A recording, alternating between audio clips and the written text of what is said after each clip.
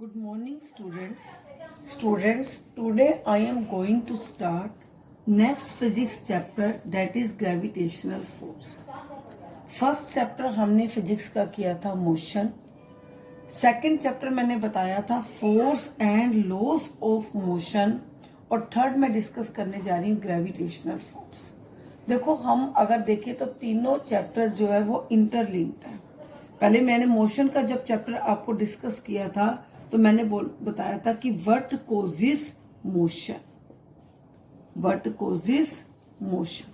और मैंने उसमें आपको बताया था कि अनबैलेंस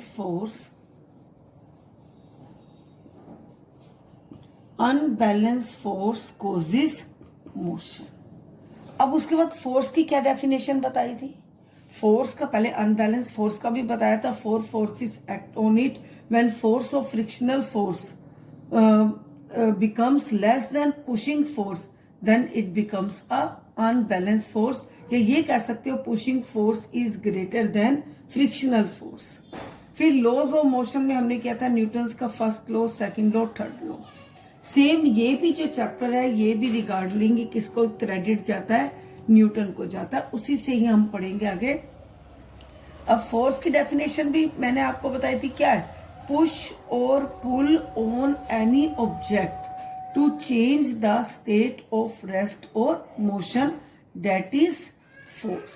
अब ग्रेविटेशनल फोर्स देखो. ग्रेविटेशन फोर्स या ग्रेविटेशनल फोर्स हम देखते हैं कि कोई भी ऑब्जेक्ट को जब हम ऊपर की तरफ थ्रो करें, चाहे हम बॉल को थ्रो करते हैं, किसी आप और कोई भी ऑब्जेक्ट लेकर जब उसको थ्रो करते हो, आप देखते हो वो ऑब्जेक्ट नीचे आ जाता है. जितनी मर्जी आप फोर्सफुली उस ऑब्जेक्ट को ऊपर थ्रो करो तो, लेकिन हम देखते हैं कि वो ऑब्जेक्ट ज्यादा से ज्यादा हाइट को कवर कर लेगा. उसके बाद वो ऑब्जेक्ट जो है वो नीचे आ जाता है. नीचे कहाँ आ जाता है? अर्थ की तरफ आ जाता है. इसका मीन्स जो अर्थ है, ठीक है ना, earth attracts all the objects to its centre. जो अर्थ है वो हर एक ऑब्जेक्ट को, earth attracts all the objects. कोई भी ऑब्जेक्ट आप कर लो, चाहे लिविंग है, चाहे बर्ड्स जितनी मर्जी ऊपर फ्लाई करे, आती कहाँ है? नीचे ही आती है. तो अर्थ अट्रैक्ट्स ऑल द ऑब्जेक्ट्स, ठीक है ना. चाहे ऑब्जेक्ट्स में आप लिविंग नॉन लिविंग कोई भी करो, और कहाँ आते? नीचे की तरफ आते हैं. क्यों? क्योंकि जो फोर्स अर्थ लगाती है, that force is gravitational force. That force is gravitational force. तो क्या आएगी definition? The force with which earth pulls the object, earth attracts the object towards it, ठीक है ना. टुवार्ड्स इट मीन्स कि अपनी तरफ खींचती है. Towards it is known as gravitational force. अपनी नोटबुक में लिख लो. I am repeating again. Force with which the earth pulls the object, earth attracts the object towards it is called gravitational force. अब जो ये gravitational force है वो हर अर्थ पर रहने वाले हर एक ऑब्जेक्ट पर अप्लाई होता है. इसके लिए अगर आप देखो, rain falling to the earth, rain है वो क्या होती है? चाहे एटमॉस्फेयर में क्लाउड्स बनते हैं, वो रेन कहाँ आएगी? अर्थ पर आएगी. Water in the reverse, okay. तो इसी तरह से जितने भी हम कई नेचुरल और आर्टिफिशियल एग्जांपल देखते हैं, उन सब में शो होता है कि ये क्या होता है कि अर्थ का ग्रेविटेशनल फोर्स है. उसके बाद हम बात करते हैं सेंट्रीपिटल फोर्स की. सेंट्रीपिटल फोर्स, सेंट्रीपिटल फोर्स होते हैं सेंटर सीकिंग फोर्स. जो फोर्स सेंटर से लगाते हैं, सेंटर सीकिंग फोर्स, जो फोर्स सेंटर से लगाया जाता है.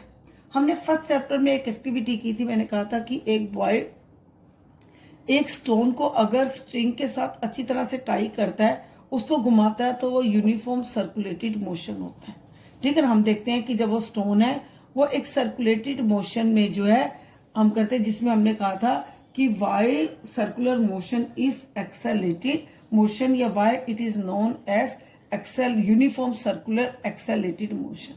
हम देखते हैं कि मैंने बताया था कि एक बॉय स्टोन को थ्रेड से जो है वो टाई करता है। नेचुरली वो जो बॉय है वो स्टोन को क्या कर रहा है, रोटेट कर रहा है।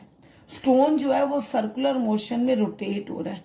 जो फोर्स लग रहा है वो उस बॉय का लग रहा है, सेंटर से लग रहा है, उसको हम बोलेंगे सेंटर सीकिंग फोर्स। हम देख रहे हैं जो स्टोन है वो सर्कुलर मोशन में रोटेट करता जा रहा है, ठीक है ना। लेकिन तो सेंटर सीकिंग फोर्स उसी को बोलते हैं, जो बॉय सेंटर से उस स्टोन पर फोर्स लगा रहा है, डेट इज सेंट्रीपिटल फोर्स। इसी तरह से आप देखो सोलर सिस्टम में हम कहते हैं जो प्लैनेट्स हैं वो रिवॉल्व कर रहे हैं अराउंड द सन। किसके कर रहे हैं, रिवॉल्व अराउंड द सन।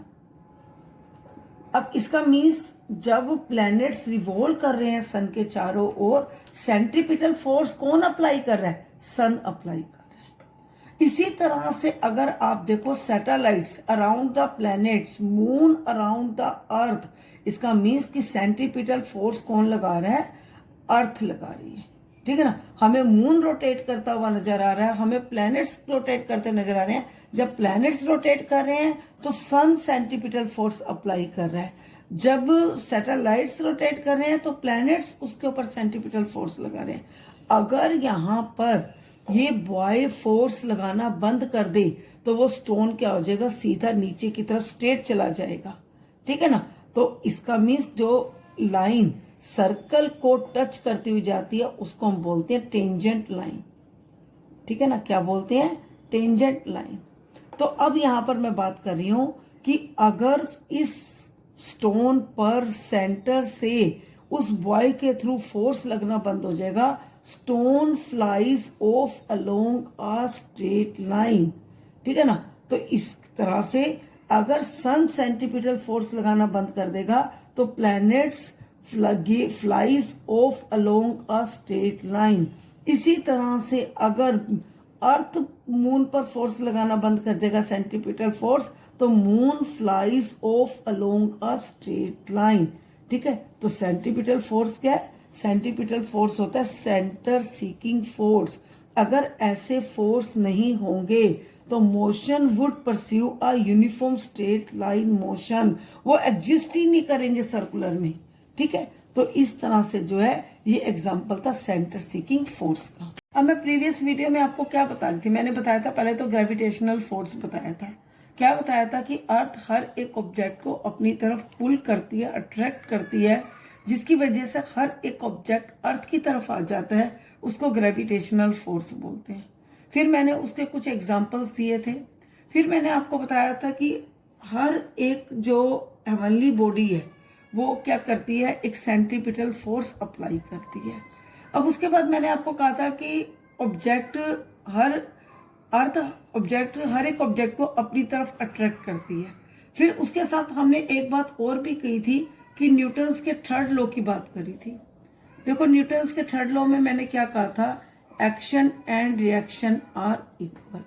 अगर एक ऑब्जेक्ट सेकंड ऑब्जेक्ट पर फोर्स लगाता है, एक्शन करता है, तो उसके साथ सेकंड ऑब्जेक्ट भी फर्स्ट फोर्स पर क्या करता है, रिएक्शन करता है। अगर एक सपोज करो हम एप्पल का एग्जांपल लेते हैं, क्योंकि हमें पता है ये किसने कहा था, साइंटिस्ट न्यूटन ने कहा था। न्यूटन ने इस ग्रेविटेशनल फोर्स के बारे में बताया था। उसी ने आइजैक न्यूटन को ही इसका जाता है, इसलिए फोर्स के जितने भी ऐसे यूनिट है उसमें हम देखो न्यूटन करते हैं, चाहे वो अनबैलेंस फोर्स है, चाहे वो बैलेंस फोर्स है, चाहे ग्रेविटेशनल फोर्स है, हर एक में अगर हम कहते हैं ऐसा यूनिट फोर्स का क्या है, न्यूटन है। क्योंकि न्यूटन ने ही इस ग्रेविटेशन फोर्स के बारे में बताया था एप्पल का, कि एक एप्पल अगर नीचे गिरा तो उसके माइंड में आया ये एप्पल ऊपर क्यों नहीं गया। तो और साथ में बताया था उसने कुछ गैलीलियोस के आइडियाज को भी स्टडी किया था, उसके बिहाफ पर ही उसने ये स्टडी की। अब हम देखते हैं कि अगर एक एप्पल को अर्थ अपनी तरफ अट्रैक्ट करता है तो क्या एप्पल भी अर्थ को अपनी तरफ अट्रैक्ट करेगा? क्या न्यूटन्स का सेकंड लॉ अप्लाई होता है, न्यूटन्स का थर्ड लॉ अप्लाई होता है? तो अब हम यहां पर करते हैं कि यस, एप्पल भी अर्थ को अपनी तरफ अट्रैक्ट करता है, ठीक है ना।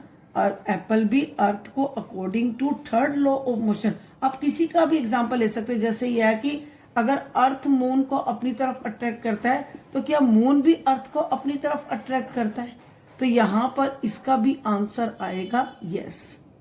अगर बर्ड जो है वो नीचे आती है, अर्थ अपनी तरफ ग्रेविटेशनल फोर्स से उसको अपनी तरफ अट्रैक्ट करता है, तो क्या बर्ड भी अर्थ को अपनी तरफ अट्रैक्ट करती है, तो हर एक का आंसर क्या आएगा yes. According to third law of motion apple attracts the earth, but according to Newton second law of motion F equal to m a, F equal to m a. अब हम यहाँ पर देखते हैं एप्पल और अर्थ का अगर मास कंपेयर करते हैं तो अर्थ जो है मिलियन टाइम जो एप्पल से जो है, मिलियन के अनकाउंटेड वे से एप्पल से बहुत बड़ी है। इसी तरह से अर्थ जो है और मून को कंपेयर करते हैं तो अर्थ का जो मास है मून के कंपेयर में मैनी टाइम जो है वो बहुत ज्यादा है। अब मास और जो हम एक्सेलेरेशन क्या करते हैं, अगर हम यहाँ पर मास कहते हैं तो एक्सेलेरेशन उसके क्या हो जाती है, अपोजिट हो जाती है, ठीक है ना। मास और एक्सेलेरेशन एक दूसरे के क्या हो जाती है, अपोजिट हो जाती है। तो यहां पर mass of Apple is negligible small, negligible है, इसकी वैल्यू जो है वो अर्थ के कंपेयर में नेग्लिजिबल है इज कंपेयर टू अर्थ।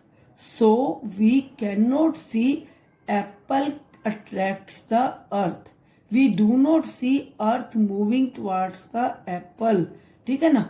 तो सेम इसी तरह से कि क्योंकि जितना ज्यादा मास होगी उसकी एक्सेलेरेशन क्या होगी, उसके कंपेयर में क्या होगी, कम होगी। तो यहां पर न्यूटन्स का सेकंड लॉ और थर्ड लॉ दोनों एक्ट कर रहे हैं। सेकंड लॉ के अकॉर्डिंग कर तो रहा है लेकिन मास और एक्सेलेरेशन अपोजिट है, और थर्ड लॉ के अकॉर्डिंग एक्शन और रिएक्शन क्या है, इक्वल है। ओके स्टूडेंट्स, में करेंगे universal law of gravitation. Universal law of gravitation, और इसको एक नाम और देते हैं न्यूटन्स लॉ ऑफ ग्रेविटेशन, क्योंकि ये जो डेरिवेशन है ये न्यूटन के थ्रू डिराइव की गई थी, उसके थ्रू बनाई गई थी, इसलिए इसको हम न्यूटन लॉ ऑफ ग्रेविटेशन भी कहते हैं। इसके अकॉर्डिंग न्यूटन ने क्या कहा था, every body in this universe attract every other body with a force which is directly proportional to product of their masses and inversely proportional to the square of the distance between them. Listen again. Every body in this universe attracts other body with a force. एक हर कोई जो है वो एक दूसरे को अपने तरफ अट्रैक्ट कर रहा है एक फोर्स के साथ, which is directly proportional to the product of their masses and inversely proportional to the square of distance between them. फिर इसको उसने डेरिवेशन के थ्रू प्रूव करके दिखाया, जो मैंने अभी आपको बताई है वो क्या है, स्टेटमेंट है। और आपने जब भी यूनिवर्सल लॉ ऑफ ग्रेविटेशन आना है तो पहले आपने उसकी स्टेटमेंट को लिखना है। अब हम करेंगे इसकी डेरिवेशन। उसकी डेरिवेशन के अकॉर्डिंग मैंने अभी क्या बताया कि कोई भी दो ऑब्जेक्ट, ठीक है ना, every object in this universe.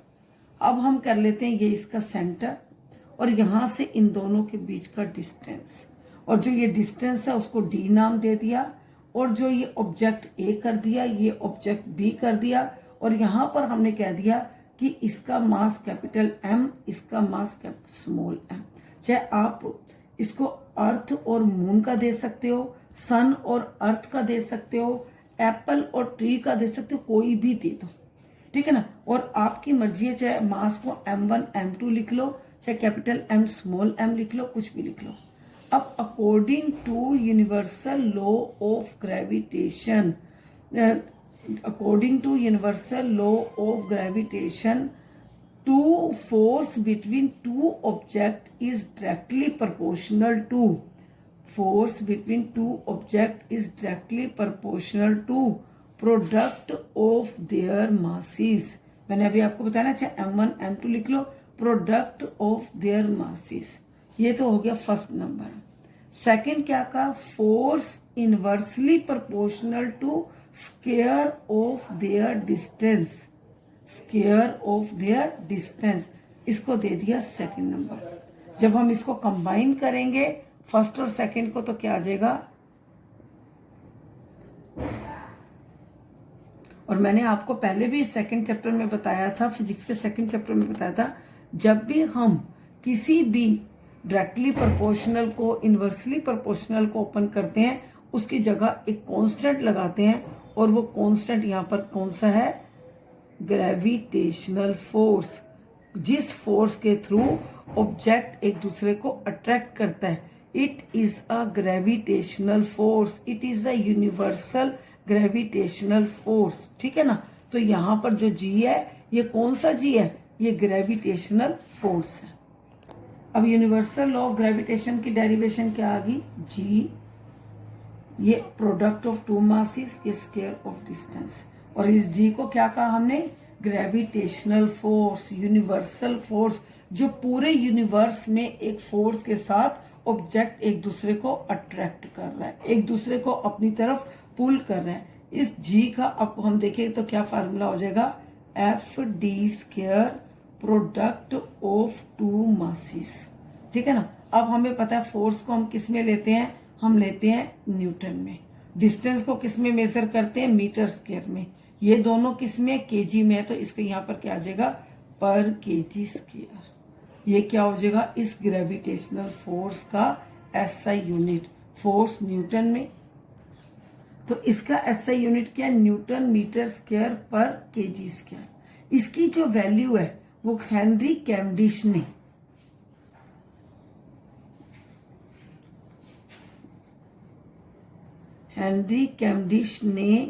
क्या करी, यूजिंग अ सेंसिटिव बैलेंस, इसकी वैल्यू निकाली, और वो वैल्यू क्या थी, 6.673 10⁻⁻11 आगे, ये इसका एसआई यूनिट लगा दोगे। अब हम कैलकुलेशन में जब लेते हैं तो इसकी वैल्यू ज्यादातर क्या लेते हैं, 6.67 10⁻11। तो इस तरह से अब हम ये देखो कि ये हमारा एक न्यूमेरिकल का फार्मूला बन गया कि जब भी हमें कोई फोर्स को निकालना है तो हमें यहाँ पर टू मासेस का प्रोडक्ट, जो दो ऑब्जेक्ट्स है उनके मासेस गिवन होंगे, उनका डिस्टेंस गिवन होगा, तो हम यहाँ पर उसका जो है फोर्स को फाइंड आउट कर सकते हैं। ठीक है ना, जिस तरह से आपके एग्जाम्पल 10.1 में देखो कि अर्थ का मास दिया हुआ है 6 × 10⁻24, तो आप उसको, अब हमारा ये फार्मूला हो गया। अब इस तरह से आप देखो न्यूमेरिकल 10.1 को देखो, अब उसमें क्या कहा है कि अर्थ का जो मास है वो कितना है, 6 × 10⁻24 kg। अब मैंने इसको कैपिटल एम क्यों लिया, क्योंकि अर्थ बढ़ गया है, और मून का जो मास दिया हुआ है उसको मैंने स्मॉल एम कर दिया, 7.4 10⁻22 kg दिया हुआ है। उन दोनों के बीच का जो डिस्टेंस है वो कितना दिया हुआ है, 3.84 10⁻5 किलोमीटर दिया हुआ है। हमें इसको मीटर में रखना है, इसलिए इसको 1 किलोमीटर में कितने मीटर होते हैं, 10⁻3 1000 होते हैं, उसको ऐसे कर लिया, ये हो गया मीटर। और हमें पता है ग्रेविटेशनल फोर्स की वैल्यू, जो यूनिवर्सल कांस्टेंट की वैल्यू वो कितनी करती है, 6.7 10⁻11 न्यूटन मीटर स्क्वायर पर केजी स्क्वायर। अब हमें निकालना क्या है, हमें निकालना है कि मून और अर्थ के बीच का जो फोर्स ऑफ अट्रैक्शन कितना है। जो अर्थ है वो मून को अपनी तरफ कितने फोर्स से अट्रैक्ट करती है। अब इन सब की वैल्यू आप डाल दो, जी की डाल दी 6.7 10⁻11 डाल दी, फिर यहाँ पर आपने किसकी डाल दी, अर्थ की डाल दी, फिर यहाँ पर किसकी डाल दी, मून की डाल दी, और यहाँ पर स्क्वायर ऑफ डिस्टेंस है तो 2 बारी इसका,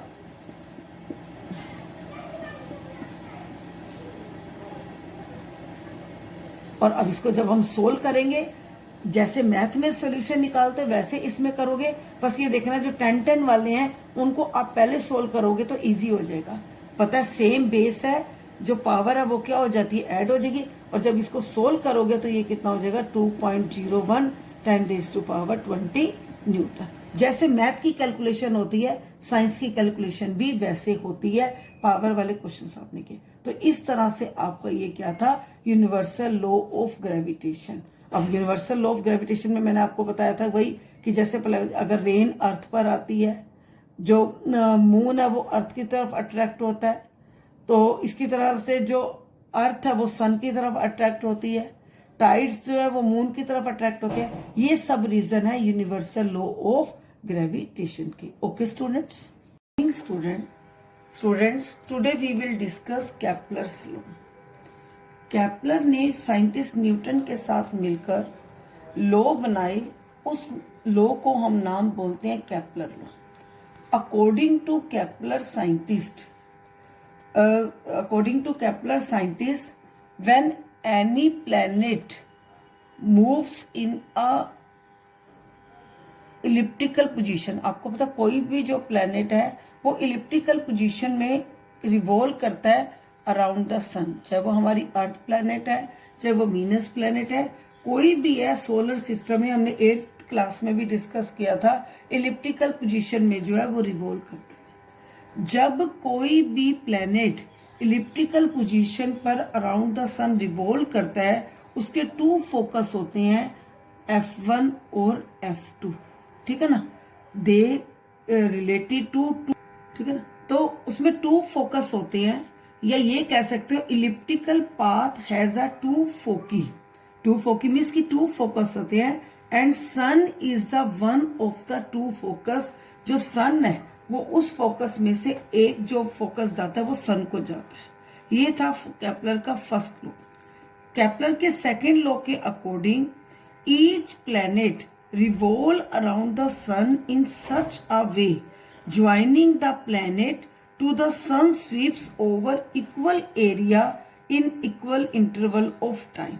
इसका मीनिंग है जैसे ये सन है, ठीक है ना, मैं इसको मीन्स कि जितना जो प्लैनेट है वो सन से डिस्टेंस पर होता है, उसकी जो स्पीड होती है वो क्या हो जाती है, स्लो हो जाती है। और जितना वो सन के पास आता जाता है रिवॉल्व करते हुए, उतनी उसकी स्पीड क्या हो जाती है, फास्ट हो जाती है। लेकिन वो क्या हो जाता है, एक एवरेज मीनिंग क्या होता है, जैसे मैंने आपको बताया था कि अगर हम करनाल से कुरुक्षेत्र तक आते हैं तो उसकी जो एवरेज स्पीड होती है वो 60 किलोमीटर पर आवर है, चाहे उसमें वो स्पीड स्लो रखे चाहे फास्ट रखे। तो यहाँ पर एवरेज स्पीड तो कांस्टेंट है, जितना टाइम लगता है उसको रिवॉल्व करने में, जैसे अर्थ को लगता है 365 डेज, लेकिन जितना उसका डिस्टेंस सन से दूर हो जाता है स्पीड स्लो हो जाती है, और जितना पास होता है उतनी स्पीड क्या हो जाती है, फास्ट हो जाती है। तो इस लॉ को क्या बोलते हैं, each planet revolve around the sun in such a way line joining the planet into the sun sweeps over equal area in equal interval of time। ये इसका मीनिंग है कि इसके अकॉर्डिंग जो एवरेज स्पीड है वो कांस्टेंट है, लेकिन जितना दूर है स्पीड स्लो है, जितना पास है स्पीड फास्ट है। थर्ड लॉ जो इसका है वो क्या है, cube of the radius is directly proportional to the square of time। इसकी डेरिवेशन अगर हायर क्लासेस में सिंपल यहाँ पर अभी इतना ही है, the cube of the mean distance of a planet from sun is directly proportional to the square of a time. तो 3 लॉ मैंने बताए। फर्स्ट कि 2 फोकियाई होते हैं, जिसमें से सर्कुलर पाथ में अगर 2 फोकस हैं तो एक फोकस किसको मान के चलेंगे, सन को मानकर चलेंगे। दूसरा मैंने बताया स्पीड जो है, जितनी प्लैनेट दूर जाता है सन से उतनी स्पीड स्लो होती जाती है, जितना पास आता है उतनी स्पीड क्या हो जाती है, फास्ट हो जाती है। और थर्ड बताया मैंने cube of mean distance square of a time. अब हम बात करते हैं फ्री फॉल की। देखो मैंने इससे पहले आपको बताया था कि जी के बारे में, कैपिटल जी के बारे में, इसको हम क्या बोलते हैं, यूनिवर्सल लॉ ऑफ ग्रेविटेशन, कि हर एक ऑब्जेक्ट एक दूसरे को क्या करता है, अट्रैक्ट करता है। और जो यूनिवर्सल लॉ ऑफ ग्रेविटेशन की मैंने जो वैल्यू बताई थी वो भी बताई थी 6.67 10⁻⁻11। ये मैंने आपको बताई थी, इसकी वैल्यू बताई थी। अब हम डिस्कस करेंगे फ्री फॉल। जब कोई ऑब्जेक्ट, जैसे ये अर्थ है हमारी, अब अर्थ का भी ग्रेविटेशनल फोर्स है, जब कोई ऑब्जेक्ट अर्थ की तरफ गिरते हैं, ठीक है ना, if falling of a body from a height towards the earth, listen again, the falling of a body towards from a height towards the earth under the gravitational force of earth with no other force acting on it is called free fall। ठीक है ना, ये भी कह सकते हो falling of a object towards the gravitational force of earth is called free fall. अब इसमें एक्सेलेरेशन इन्वॉल्व होता है। एक्सेलेरेशन क्या था? Change in velocity. क्या होता है कि जैसे ये ऑब्जेक्ट नीचे की तरफ आता है, इसकी जो ऑब्जेक्ट की वेलोसिटी है वो इंक्रीज हो जाती है, और चेंज इन वेलोसिटी हमें क्या बोलते हैं? हम एक्सेलेरेशन। कि इसमें देखो कोई डायरेक्शन चेंज नहीं है, फिर भी एक्सेलेरेशन चेंज हो रही है, इसको हम बोलते हैं एक्सेलेटेड बॉडी। और जो एक्सेलेरेशन है किसी भी ऑब्जेक्ट की, वो डिपेंड नहीं करती कि ऑब्जेक्ट का मास कितना है, ठीक है ना।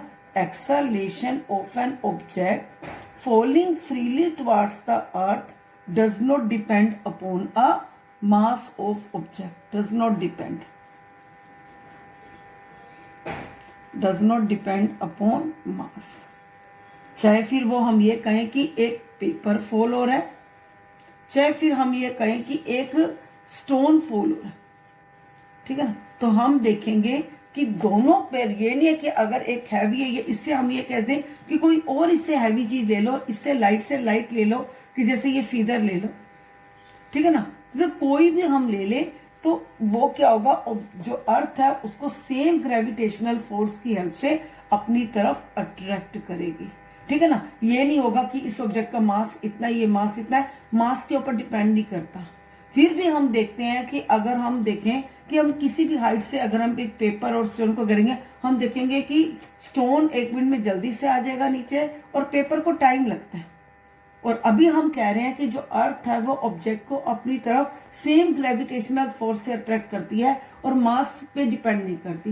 एक्चुअली क्या होता है कि जब हम पेपर और स्टोन को हाइट से गिराते हैं, तो उस टाइम में जो स्टोन होता है उसका हम देखते हैं एरिया लेस है, पेपर का एरिया क्या है, वो ग्रेटर है। तो ड्यू टू एयर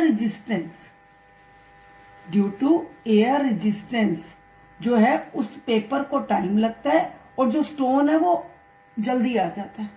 अगर हम देखें इसको, हम वैक्यूम में करके देखें, वैक्यूम मीन्स जहां पर कोई भी, जो वैक्यूम मीन्स मैंने क्या कहा था कि जहां पर एयर ना हो। तो आपके ये एनसीईआरटी में भी क्वेश्चन है कि अगर हम एक सेम साइज के पेपर लें, एक पेपर को हम क्रस्ट कर दें और एक पेपर को हम ओपन रखें, दोनों को हम गिराएंगे।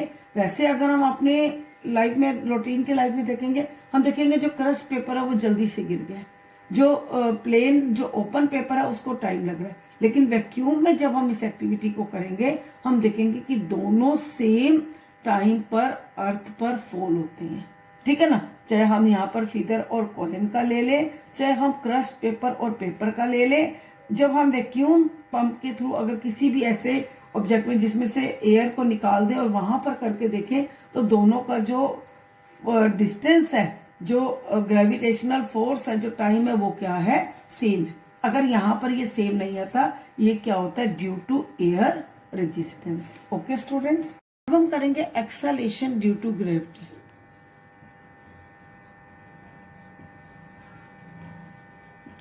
देखो, मैंने अभी जब फ्री फॉल की आपको डेफिनेशन बताई थी, मैंने कहा था कि अगर कोई भी ऑब्जेक्ट अर्थ की तरफ आता है तो उसकी एक्सेलेरेशन में चेंज आता है, नो चेंज इन डायरेक्शन। तो मैंने आपको बताया था कि उसमें क्या होता है, एक्सेलेरेशन में चेंज आता है। जो एक्सेलेरेशन में चेंज है किसकी वजह से है, ग्रेविटी की वजह से है। जब acceleration due to gravity, gravity means gravitational force से होती है, उसको हम डोनेट करते हैं जी से, ठीक है ना। उसको हम डोनेट करते हैं जी से, मीन्स कि ये कह सकते हैं ये एक्सेलेरेशन ड्यू टू ग्रेविटी है। तो अब ये हमारा था एक्सेलेरेशन ड्यू टू ग्रेविटी का, और ये मैंने आपको बताया था कि जो एक्सेलेरेशन जो चेंज आ रहा है वो किसकी वजह से आ रहा है, ड्यू टू ग्रेविटी की वजह से आ रहा है। अब ये हमारा हो गया A = G। अब हम देखेंगे इस स्मॉल g, अब इसकी वैल्यू कितनी है? अगर ये एक्सेलेरेशन का हमें पता है कि यूनिट क्या होता है, मीटर पर सेकंड स्क्वायर होता है, तो इस जी का भी जो ऐसा यूनिट है वो कितना मीटर पर सेकंड स्क्वायर है। अब ये जो जी है, इस स्मॉल जी और ये कैपिटल जी, देखो ये मैंने बताया g small g acceleration due to gravity, ये कैपिटल जी मैंने बताया था यूनिवर्सल लॉ ऑफ ग्रेविटेशन। इन दोनों के बीच में रिलेशन क्या है, ये दोनों के बीच में क्या डिफरेंस है और क्या रिलेशन है, हम इन दोनों को जो है वो डिस्कस करेंगे। पहले हम डिस्कस करते हैं इसके रिलेशन को डिस्कस करते हैं। देखो रिलेशन के अकॉर्डिंग अब हमें इस जी और जी के बीच का जो है वो डिस्टेंस निकालना है। हम पहले लेंगे कि पहले हमने according to universal law of gravitation, आप ये कह सकते हो कि पहले यहां से जैसे हम उसमें करते हैं ना डेरिवेशन में, लेट अस कंसीडर ऑब्जेक्ट, तो इसमें भी आपने ऐसे ही करना है कि पहले if we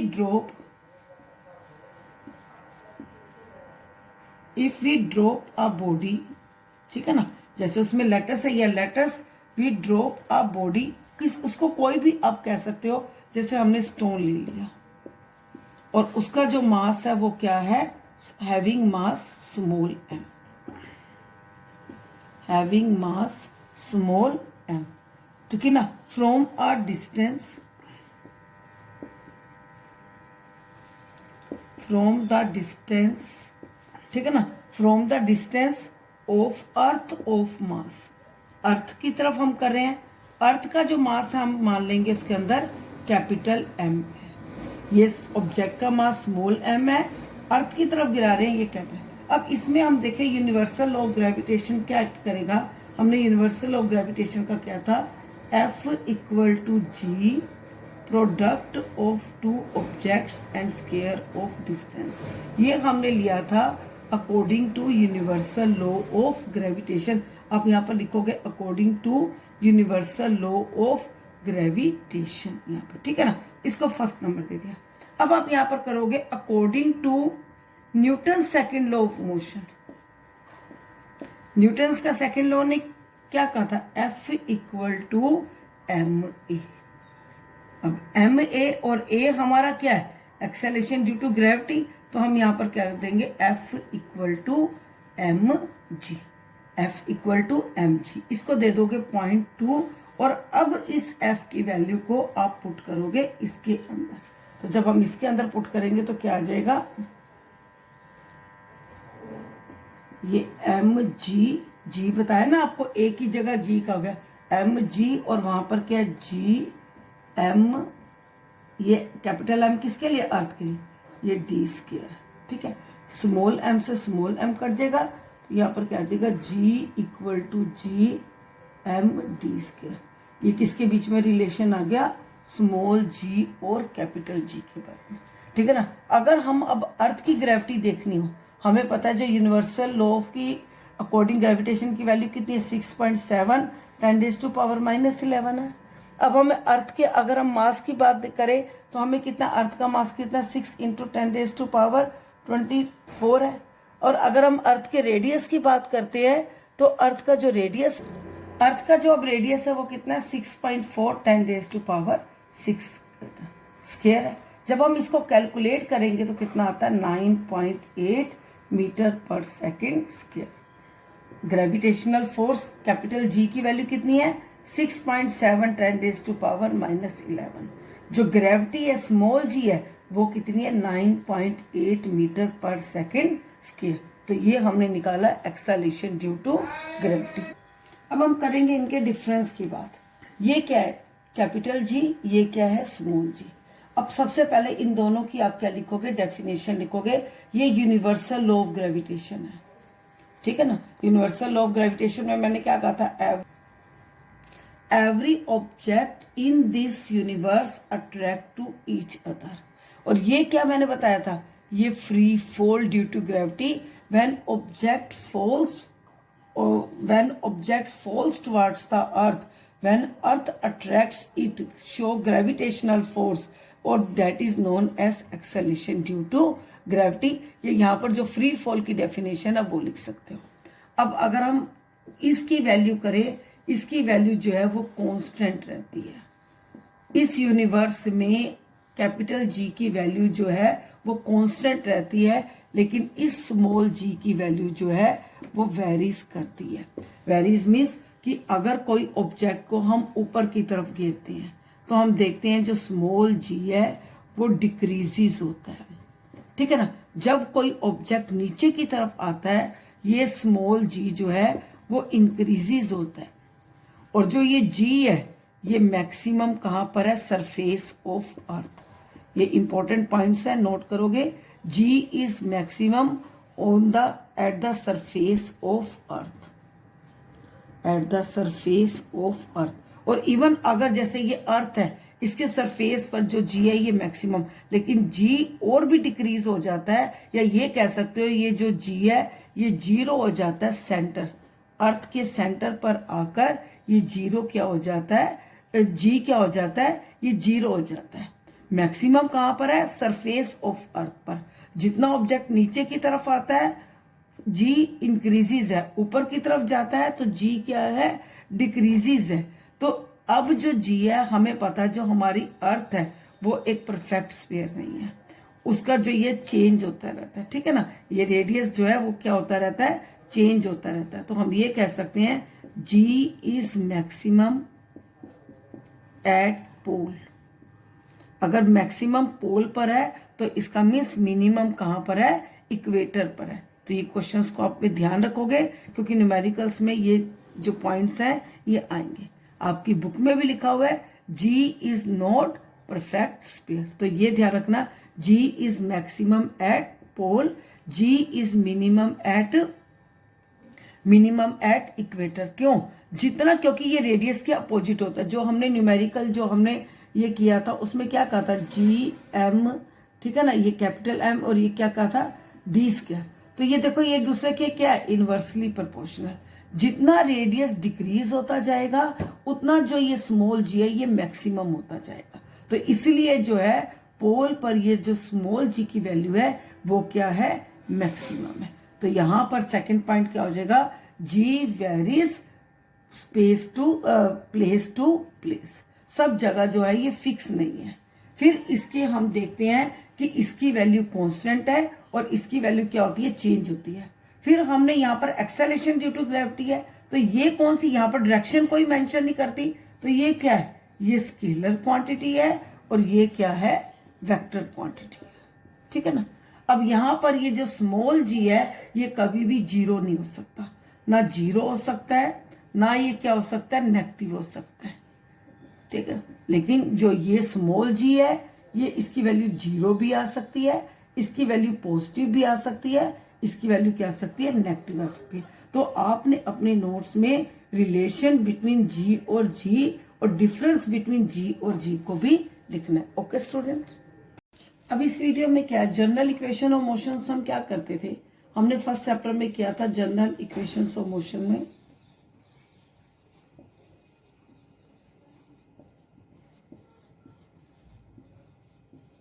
general equation of motion में हम क्या करते थे कि जैसे v equal to u plus e t. Second हमने किया था s equal to u t plus half a t square. Third हमने किया था v square minus u square equal to 2as। अब इसी इक्वेशन ऑफ मोशन को हम जब यूज करते हैं एक्सेलरेशन ड्यू टू ग्रेविटी के अकॉर्डिंग, ठीक है। तो जब हम इसमें न्यूमेरिकल करेंगे अब हमारा क्या हो जाएगा, v equal to u plus g t हो जाएगा, s equal to v equal to u plus g t हो जाएगा, s equal to half g t square हो जाएगा, और थर्ड हो जाएगा v square minus u square 2gs। अब यहाँ पर देखना है कि जब g ऊपर की तरफ जाता है हमने g को नेगेटिव में लेना है, और जब g नीचे की तरफ आता है तो g को किस में लेना है, पॉजिटिव की तरफ लिखना है। बाकी सारा न्यूमेरिकल जो है फॉर्म वही है। अब हम इसके अकॉर्डिंग में एक आपको एक्सरसाइज का 13 न्यूमेरिकल एक बार बता देती हूँ। उसके अकॉर्डिंग क्या है, a ball is thrown vertically upward. एक बॉल को ऊपर की तरफ गिराया गया, जब ऊपर की तरफ जाता है तो मैंने आपको क्या बताया था, v जो है वो क्या हो जाता है, जीरो हो जाता है। Ball is thrown vertically upward with a velocity 49 metre पर सेकेंड। नेचुरली अगर v जीरो हो गया तो u क्या दे रखा है, 49 मीटर पर सेकेंड। अब आपको बताना है calculate the height, calculate the time. अब हमें एस निकालना है और हमें पता है कि अगर ऊपर की तरफ जा रहा है तो जी किस में है, नेगेटिव में आएगा, और ग्रेविटी में जो जी की वैल्यू है वो कितनी है, 9.8 मीटर पर सेकेंड स्क्वायर। कुछ जगह इसको 10 भी ले लेता है, लेकिन वो लिखा हुआ होता है न्यूमेरिकल के ब्रैकेट में कि इसको 10 आपने लेना है। अब मुझे निकालना है एस निकालना है, और मेरे पास ये इक्वेशन ऑफ मोशन है, तो इसके according s equal to u t plus half g t square. और जो ये नेगेटिव एक्सेलेरेशन हमें पता है, इसको हम रिटार्डेशन भी बोलते हैं। ये चीज भी आपको मैंने पहले मोशन वाले चैप्टर में बता रखी है। अब यू यहां पर हमारा कितना है, 49 मीटर पर सेकेंड है।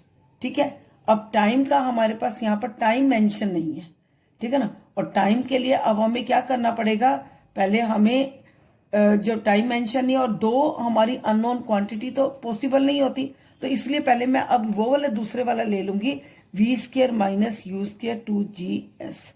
अब इसमें क्या, अब इसमें ये भी हमारी वैल्यू मेंशन है, ये भी मेंशन है, और हमारी ये भी मेंशन है। हमारा यहां से एस निकल आएगा और एस से फिर आगे मैं टी निकाल लूंगी, ठीक है ना।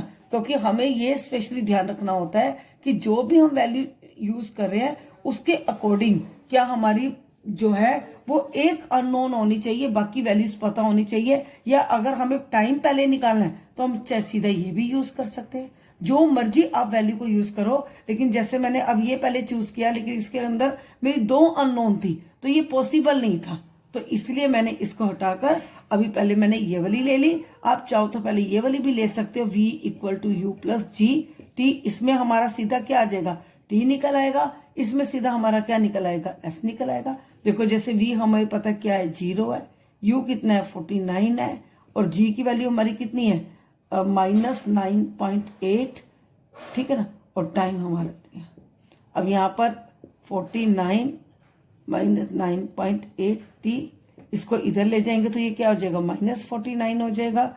ये कितना हो जाएगा, -9.8 t हो जाएगा, माइनस से माइनस कट जाएगा, t कितना हो जाएगा 49 बाई में 9.8, और इसका 10 कहाँ चला जाएगा, ऊपर चला जाएगा।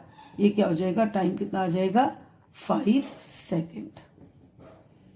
हमारे दोनों ही अलग अलग निकल गए। अब इसमें हम s निकालना है, तो v हमारा कितना है, 0 का स्क्वायर है, 49 का स्क्वायर है, और यहाँ पर क्या है, g की वैल्यू हमारी कितनी है, 9.8 है, और यहाँ से हम क्या निकालेंगे, s निकालेंगे। ये माइनस, इससे फिर ये माइनस माइनस कट जाएगा, फिर क्या हो जाएगा हमारा 49 इंटू 49, दो बारी 49 है ना, और नीचे ये क्या आ जाएगा 2 इंटू 9.8, इसका 10 को आप ऊपर भेज दोगे, ये 2 यहाँ पर आ जाएगा, 2 5 तो ये हो जाएगा, और यहाँ से अब हम इसको मल्टीप्लाई करके इसकी वैल्यू को लिख देंगे, ठीक है। जो भी ये वैल्यू आएगी उसको 2 से डिवाइड कर दो, ये हमारा एस आ जाएगा, और कितना आ जाएगा, ये मीटर में आ जाएगा। तो इस तरह से सारे जो आपके इस लेसन में जो आपके न्यूमेरिकल्स दे रखे हैं, वहां पर अब आप एक ही जगह क्या पुट कर लोगे, जी पुट कर लोगे, और जी की जो वैल्यू आपने लिखनी है वो कितनी लिखनी है, 9.8 लिखनी है। ओके स्टूडेंट्स, अब इसी तरह से एक न्यूमेरिकल हम और कर लेते हैं। वो न्यूमेरिकल कौन सा, 10.2 एग्जाम्पल। इसमें a car falls off a ledge and drops to the ground, मतलब कि ऊपर से अब नीचे की तरफ। पहले मैंने एक एग्जाम्पल आपको नीचे से ऊपर वाला बता दिया, एक अब टॉप टू बॉटम वाला बता रही हूँ। To the ground in 0.5 second, time कितना है, 0.5 सेकेंड। अब नीचे की तरफ आ रही है तो ग्रेविटी किस में रह जाएगी, पॉजिटिव में रह जाएगी, और पॉजिटिव में कितनी आ जाएगी, प्लस 9.8 मीटर पर सेकेंड स्क्वायर हो जाएगी। ओके, और अब हमें यहाँ पर क्या निकालना है, और अगर ये नीचे की तरफ आ रहा है तो u क्या हो जाएगा, 0 हो जाएगा, ठीक है ना, u क्या हो जाएगा, 0 हो जाएगा। अब यहाँ पर हमसे क्या पूछी है, अब हमसे यहाँ पर पूछी है स्पीड पूछी है, ठीक है ना, स्पीड मीन्स v पूछा, u तो 0 है। अब यहाँ पर हमारा फार्मूला क्या हो जाएगा, v equal to u plus g t. v हमें निकालना है, u हमारा 0 है, और ये जो हमारा g है ये कितना है, 9.8 है, टाइम हमारा कितना है, 0.5 है। तो हम यहाँ पर कैलकुलेट कर लेंगे, तो 9.8 मीन्स ये 10 हो जाएगा, और यहाँ पर हमारा इसका कितना हो जाएगा, ये हमारा ये 10 हो जाएगा। अब इसको मल्टीप्लाई करके जो भी आएगा, जैसे ये 100 है और यहाँ पर ये आप इसको मल्टीप्लाई कर कर लिख लोगे 8 5 द 40 4.9 सेकेंड। और अगर हम यहाँ पर 10 ले लेते तो हमारा पूरा आ जाता। तो यहाँ पर आप क्या लिख सकते हो, अप्रोक्स 5 सेकेंड लिख सकते हो, ठीक है ना। अप्रोक्स 5 सेकेंड स्पीड निकाल रहे हैं ना, 5 मीटर पर सेकेंड, 49 मीटर पर सेकेंड लिख रहे हैं, ठीक है। 9.8 है, अगर ब्रैकेट में दिया होता 10 है, जैसे शायद इस न्यूमेरिकल में लिखा हुआ 10 ले लो, तो आप 10 लेकर इसको 5 वाला कर सकते हो। उसके बाद पूछिए एवरेज स्पीड। एवरेज स्पीड का हमने फर्स्ट वही मोशन में किया था, u प्लस वी बाई में 2। अब हमारे पास u भी आ गया, v भी आ गया, बाई में क्या कर लेंगे 2। थर्ड हमसे पूछा डिस्टेंस। डिस्टेंस के लिए फार्मूला क्या है, s equal to u t plus half g t square. सब फर्स्ट चैप्टर के जो मोशन के चैप्टर के वही न्यूमेरिकल है, बस एक डिफरेंस आया कि एक ही जगह हमने क्या लेना है, g लेना है। अब हमारा यहाँ पर u क्या है, 0 है। टाइम हमारे पास क्या है, 0.5 सेकेंड है, तो ये वैल्यू तो बिल्कुल 0 ही हो जाएगी। यहाँ पर ग्रेविटी हमें कितनी की हुई है, 10 की हुई है, और टाइम 0.5 मल्टीप्लाई 0.5। जब हम इसको कैलकुलेट कर लेंगे तो हमारे पास आ जाएगा 1.25 मीटर।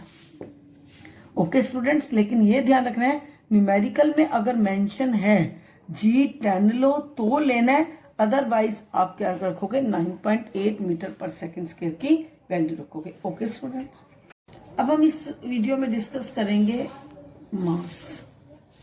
देखो मास क्या होता है, actual quantity of a material, actual quantity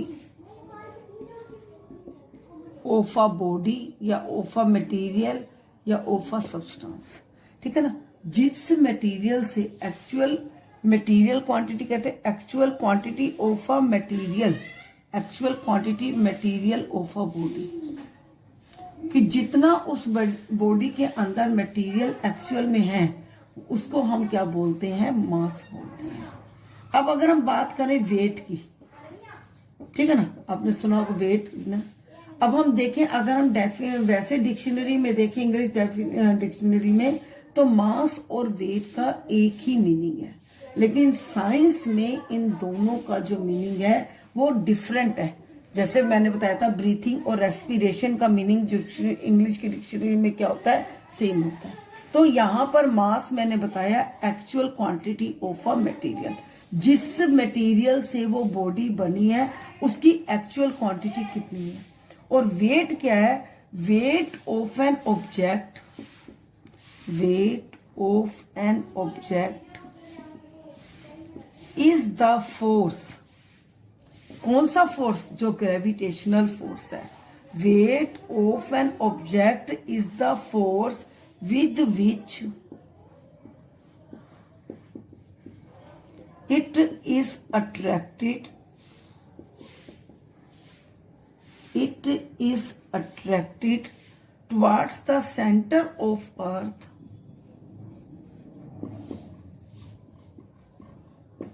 towards the center of earth is called weight, ठीक है ना। ये कह सकते हैं कि अगर जैसे अगर कोई ऑब्जेक्ट है, जैसे ये मास है, इसका जो एक्चुअल मटेरियल है इसको हम जैसे नाम देते हैं ये स्मॉल मास, ऐसे। अगर वेट की बात आती है तो इस मास के साथ जब ग्रेविटी लग जाती है तो ये बन जाता है वेट। आप ऐसे कह सकते हो कि actual quantity, actual material of a body small m। Weight क्या हो जाएगा कि मास इनटू ग्रेविटी, ठीक है ना। अब जो SI यूनिट मास का है इसको किस में डोनेट करते हैं, केजी में करते हैं। और यहां पर हमने कहा है कि जो ये वेट है ये ड्यू टू किसकी है, फोर्स है, तो इसका जो SI यूनिट है वो क्या हो जाएगा, न्यूटन हो जाएगा। मास कभी भी जीरो नहीं हो सकता, मास नेवर बी जीरो, लेकिन इसमें हमें पता है कि जी तो है वो जीरो हो सकता है, तो इसलिए जो वेट है वो क्या हो सकता है, जीरो भी हो सकता है, वो पॉजिटिव भी हो सकता है, वो क्या हो सकता है, नेगेटिव भी हो सकता है। क्योंकि हमने पहले ही डिस्कस किया था कि सेंटर पर अर्थ के आकर जो जी है वो जीरो हो जाता है।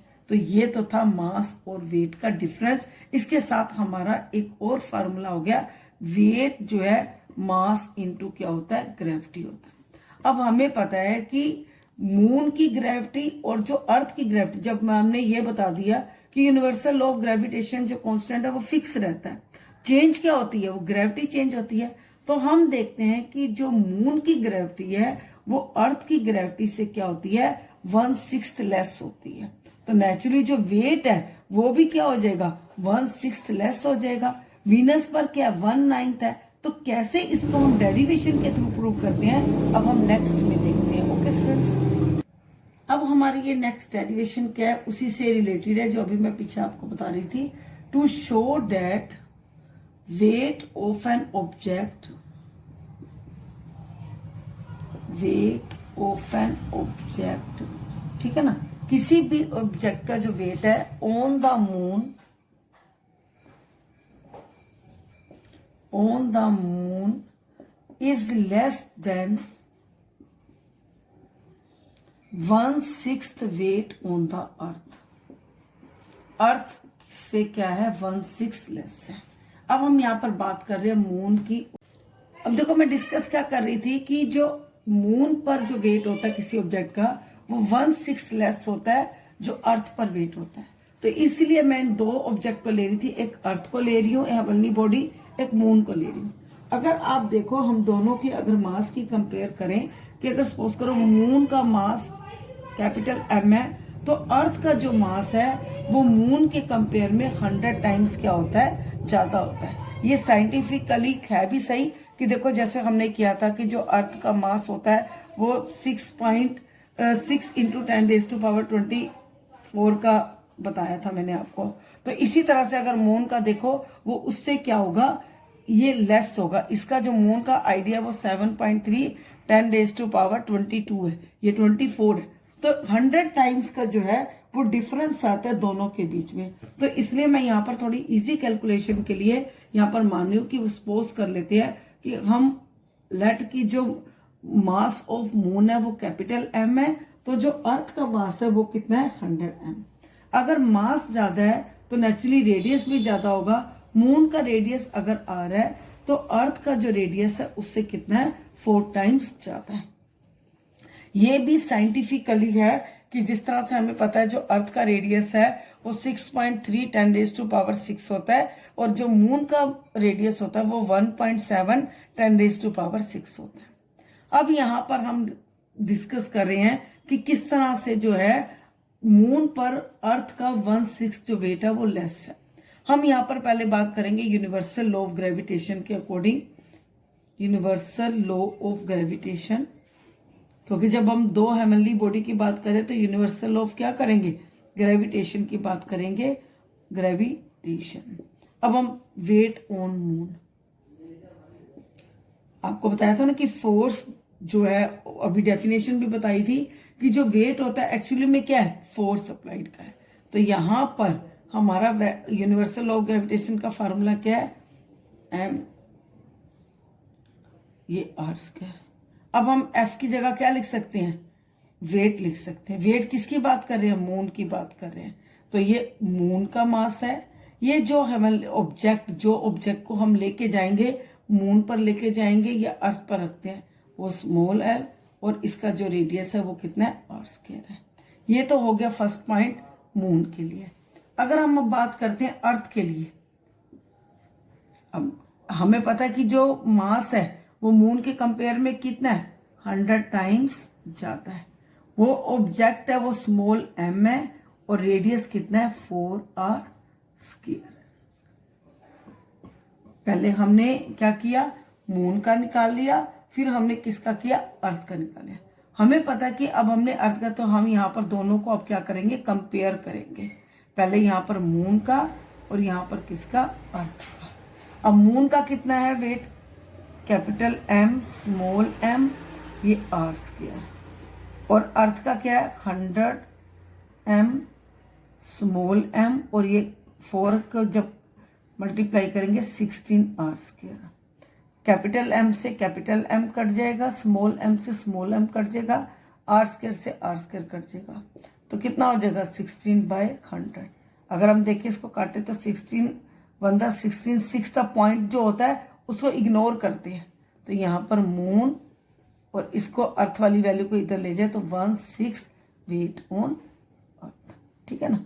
तो इसका मीन्स कोई भी ऑब्जेक्ट का जो मास है वो अर्थ के कंपेयर में 1/6 क्या होता है, लेस होता है। ओके, तो अब यहाँ पर इसी से रिगार्डिंग एक न्यूमेरिकल देख लेते हैं। अब मैंने आपको बता दिया कि जो वेट है वो कितना मास इनटू ग्रेविटी का है। अब अगर न्यूमेरिकल देखा जाए कि अगर किसी बॉडी का जो मास है वो 5 kg है, तो अर्थ पर उसका वेट कितना हो जाएगा, ठीक है ना। तो हमें वेट निकालने के लिए क्या करना पड़ेगा, फार्मूला लगाना पड़ेगा मास इनटू ग्रेविटी। तो यहाँ पर 9.8 तो कितना आ जाएगा, 49 न्यूटन आ जाएगा। अगर आ जाए कि ये इसी ऑब्जेक्ट को अगर हम मून पर ले जाएं तो इसका मास और वेट कितना होगा। अब इस चीज का आपने ध्यान रखना है कि जो मास है वो कभी भी चेंज नहीं होता, it never changes, it remains constant. जहां मर्जी हम ले जाएं ये हमेशा कांस्टेंट रहता है। और इसका आपको ये भी ध्यान रखना है कि क्वांटिटी कौन सी है, स्केलर क्वांटिटी है। इन दोनों को मेजर करने का जो डिवाइस है वो भी अलग अलग है।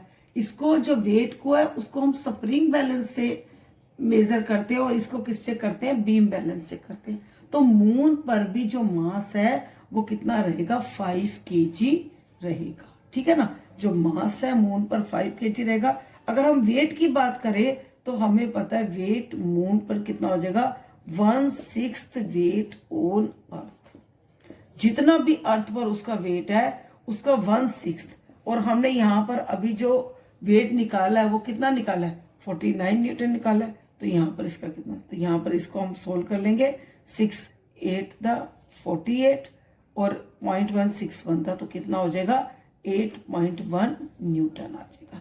और ये ध्यान रखना कि जहां पर आप मास लिख रहे हो वहां पर केजी डोनेट करोगे, जहां पर वेट लिख रहे हो वहां पर क्या डोनेट करोगे, न्यूटन डोनेट करोगे। अगर वीनस का आता है तो वीनस का आप लिख दोगे कि वेट ऑन वीनस जो है 1/9 वेट ऑन अर्थ। तो इस तरह से आपने ये सारे न्यूमेरिकल्स की प्रैक्टिस करनी है। Okay students.